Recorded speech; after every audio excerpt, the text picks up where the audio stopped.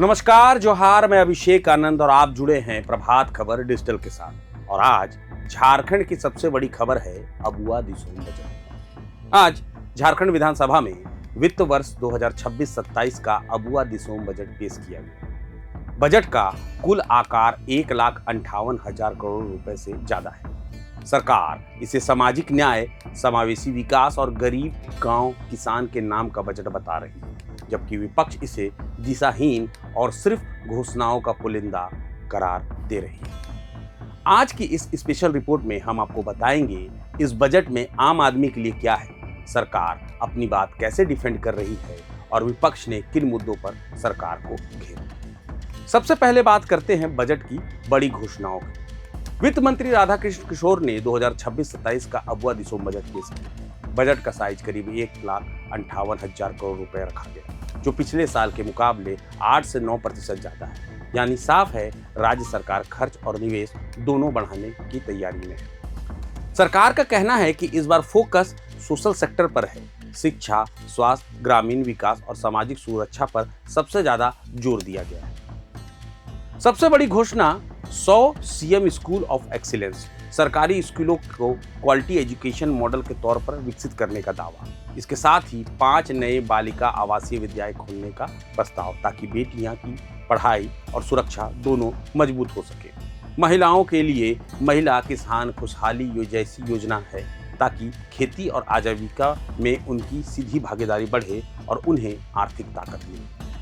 आदिवासी बहुल इलाकों में पेशा कानून को जमीन पर उतारने और ग्राम सभाओं को मजबूत करने पर भी जोर दिया गया। सरकार का दावा है कि पूंजीगत व्यय यानी कैपिटल एक्सपेंडिचर में करीब 8.7% की बढ़ोतरी की गई है। इसका मतलब सड़क, पुल, बिजली, सिंचाई और इंडस्ट्रियल इंफ्रास्ट्रक्चर पर ज्यादा खर्च। इसके अलावा बाल बजट और जेंडर बजट का अलग से हाईलाइट किया गया है, ताकि बच्चों और महिलाओं पर होने वाले खर्च को पारदर्शी तरीके से दिखाया जा सके। यानी सरकार का दावा साफ है, यह बजट अबुआ दिसोम अबुआ बजट की सोच पर आधारित है। लेकिन सरकार ने अपनी बात कैसे रखी, आइए सुनते हैं। सरकारी विद्यालयों के विस्तार एवं सुदृढ़ीकरण हेतु हेमंत सोरेन कृत संकल्पित हैं। इस सोच के साथ वित्तीय वर्ष 2026-27 में राज्य सरकार ने धनबाद में 2 तथा पलामू, लातेहार एवं गढ़वा में 1 कुल 5 झारखंड बालिका आवासीय विद्यालय के निर्माण का निर्णय लिया है। वित्तीय वर्ष 2026-27 में 100 नए उत्कृष्ट विद्यालय सीएम स्कूल ऑफ एक्सीलेंस के संचालन का लक्ष्य रखा गया है। राज्य सरकार की विशेष पहल पर शहीद के आश्रितों के लिए एक आदर्श विद्यालय की स्थापना एवं संचालन की व्यवस्था की जाएगी। अध्यक्ष महोदय, झारखंड में कृषि के क्षेत्र में महिलाओं की महत्वपूर्ण भूमिका को ध्यान में रखते हुए महिला किसान खुशहाली योजना प्रारंभ की गई, जिसके अंतर्गत महिला किसान को इंटीग्रेटेड फार्मिंग से जोड़कर अद्यतन तकनीकी की मदद दी जाएगी और ऑफलाइन एवं ऑनलाइन मार्केटिंग प्लेटफॉर्म से जोड़ा जाएगा। इस योजना अंतर्गत वित्तीय वर्ष 26-27 के लिए 25 करोड़ बजटीय उपबंध किया गया। महोदय, विषम आर्थिक चुनौतियों के बावजूद हमने अपनी अर्थव्यवस्था को सुदृढ़ करने के साथ साथ उनका ध्यान रखा जो अपनी आवाज उठाने में सक्षम नहीं है। हमने विकास की राह में अंतिम पंक्ति के व्यक्तियों के आगे लाने का प्रयास किया है। झारखंड संवर्जन पेंशन योजना, मुख्यमंत्री मैया सम्मान योजना, मुख्यमंत्री रोजगार सृजन योजना, झारखंड कृषि ऋण माफी योजना और उसके अतिरिक्त सुखाड़ राहत माननीय मुख्यमंत्री पशुधन योजना, मरान बोम के जयपाल सिंह मुंडा पारदेशीय छात्रवृत्ति योजना, झारखंड राज्य खाद्य सुरक्षा योजना, सावित्री भाई फूले किशोरी समृद्धि योजना, मुख्यमंत्री मेधा छात्रवृत्ति योजना, मुख्यमंत्री शिक्षा प्रोत्साहन योजना, मुख्यमंत्री गंभीर बीमारी उपचार योजना, धोती लुंगी साड़ी योजना, मुख्यमंत्री ग्राम गाड़ी योजना सहित कई योजनाएं हमारे गठबंधन की सरकार ने शुरू किया है।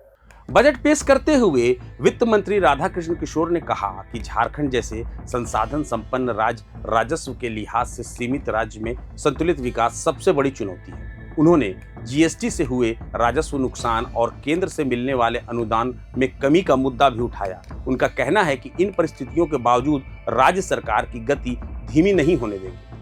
मुख्यमंत्री हेमंत सोरेन ने भी सदन में केंद्र सरकार से अधिक आर्थिक सहयोग की मांग दोहराई। उनका कहना है कि झारखंड खनिज संपदा से संपन्न है, लेकिन रॉयल्टी, जीएसटी, कंपनसेशन और केंद्रीय फंड के बंटवारे में राज्य के साथ न्याय नहीं हो रहा। सरकार का दावा है कि यह बजट गांव, गरीब, किसान, मजदूर, महिला और युवा को केंद्र में रखकर तैयार किया गया है। शिक्षा में क्वालिटी, स्वास्थ्य में एक्सेस और कृषि में प्रोडक्टिविटी बढ़ाने पर फोकस बताया जा रहा है। लेकिन जैसे ही बजट भाषण खत्म हुआ, सदन में सियासी तापमान अचानक बढ़ गया। नेता प्रतिपक्ष बाबूलाल मरांडी ने इस बजट को दिशाहीन, कागजी और घोषणा प्रधान बताया। उनका आरोप है कि पिछले बजट की योजनाएं ही जमीन पर पूरी नहीं हुई तो नए वादों का क्या भरोसा।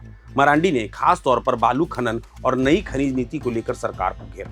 आरोप लगाया कि बालू घाटों के आवंटन में पारदर्शिता नहीं, नियम में बदलाव कर कुछ लोगों को फायदा पहुंचाया जा रहा है और आम जनता के लिए रेत महंगी हो गई है। विपक्ष ने दान खरीद, भूमि अधिग्रहण, कानून व्यवस्था और रोजगार जैसे मुद्दों को भी बजट से जोड़ा। उनका कहना है कि जब तक किसानों को सही दाम, युवाओं को रोजगार और आदिवासियों को जमीन की सुरक्षा नहीं मिलेगी, तब तक बजट सिर्फ कागजों का खेल रहेगा। सदन के भीतर भी मुख्यमंत्री हेमंत सोरेन और नेता प्रतिपक्ष बाबूलाल मरांडी के बीच तीखी नोकझोंक देखने को मिली। तो तस्वीर दो तरफा है।